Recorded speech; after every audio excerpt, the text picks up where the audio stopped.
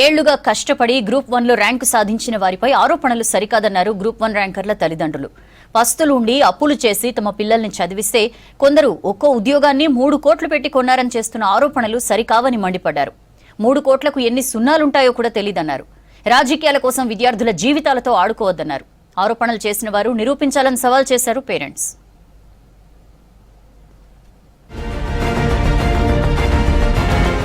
మా పిల్లల భవిష్యత్తుతో రాజకీయాలొద్దన్నారు group 1 ర్యాంకర్ల parents. 3 కోట్లు ఇచ్చి ఉద్యోగాలు కొనుక్కున్నారని కొందరు ఆరోపిస్తున్నారని మండిపడ్డారు.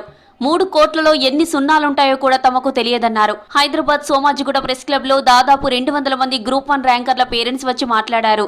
తమకు న్యాయం చేయాలన్నారు. మా పాపకు 46వ ర్యాంకు వచ్చినది. తను చాలా కష్టపడ్డది.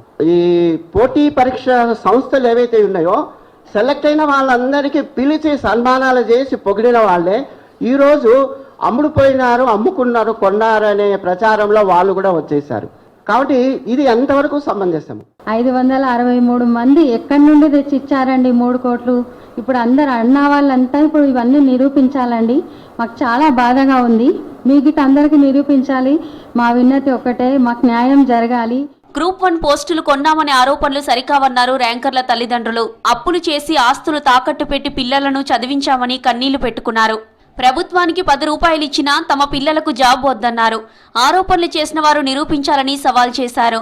పరీక్షలు మళ్లీ రాయాలంటే ఎంతో ఖర్చు పెట్టాల్సి వస్తుందన్నారు ర్యాంకర్ల పేరెంట్స్. 3 కోట్లు 6 కోట్లు ఎక్కడి నుంచి వస్తాయి సార్? ఒక్కసారి ఆలోచించండి మీరందరూ.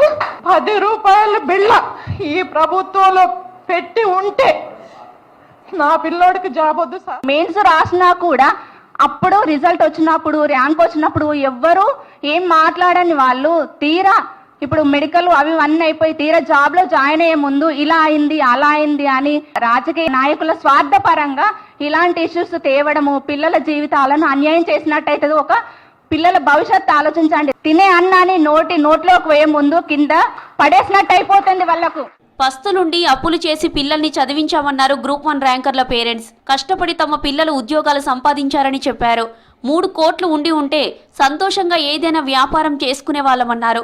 నిరుద్యోగులు పెళ్లిళ్లు చేసుకోకుండా కొన్నేళ్ల నుంచి చదువుతున్నారన్నారు పేరెంట్స్. కష్టపడి ర్యాంక్స్ తెచ్చుకుంటే తప్పుడు ప్రచారాలు తమను మానసికంగా కృంగదీస్తున్నాయన్నారు. మేము కూలీ నాలి చేసుకుని ఇండ్లలో పని చేసుకొని చదివించినాం అందరికి.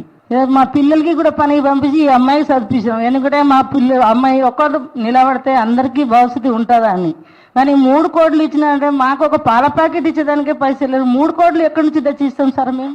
రాజకీయాల కోసం విద్యార్థుల జీవితాలతో ఆడుకోవద్దన్నారు అభ్యర్థులు. రాత్రింబవళ్లు కష్టపడి చదివి ర్యాంకులు తెచ్చుకున్నామన్నారు. ఉద్యోగాలు కొన్నామని ఆరోపణలు చేయడం సరికాదన్నారు. 3 కోట్లు ఉంటే మేము ఏదో బిజినెస్ చేసుకునే బతుకుదు. కూలి నాలిగి పోయి మా పిల్లల్ని చదివించుకున్నాం సార్. మా భవిష్యత్తు ఇట్లా అయిపోయింది, కూలి బతుకు అయిపోయింది. మా పిల్లలన్నా మంచిగా బతుకుతారేమని మేము ఆశపడ్డాం సార్. ఇంత దూరం వచ్చినాక మమ్మల్ని అన్యాయం చేయకండి సార్. మీరు దయచేసి ఏ రికమెండేషన్ లేకుండానే చదువుకుంది సార్. మా పిల్లలు 10th లో ఫస్ట్ క్లాస్ వచ్చింది సార్. నా కూతురు, నా బిడ్డ భవిష్యత్తు మంచిగా ఉంటుందని మేము ఎంతో సంతోషంగా ఉన్నాం సార్ ఇప్పటి వరకు. గతంలో గ్రూప్ 1 ఉద్యోగాలను కాంగ్రెస్ సర్కార్ అమ్ముకుందని ఆరోపించారు కేటీఆర్. గ్రూప్ 1 563 ఉద్యోగాలు ఒక్కోటి 3 కోట్ల చొప్పున దాదాపు 1700 కోట్లకు అమ్ముకున్నారని ఆరోపించారు. కేటీఆర్ వ్యాఖ్యలపై గ్రూప్ 1 ర్యాంకర్లు వారి పేరెంట్స్ మండిపడుతున్నారు. రాజకీయాల కోసం విద్యార్థుల జీవితాలతో ఆడుకోవద్దని హెచ్చరిస్తున్నారు.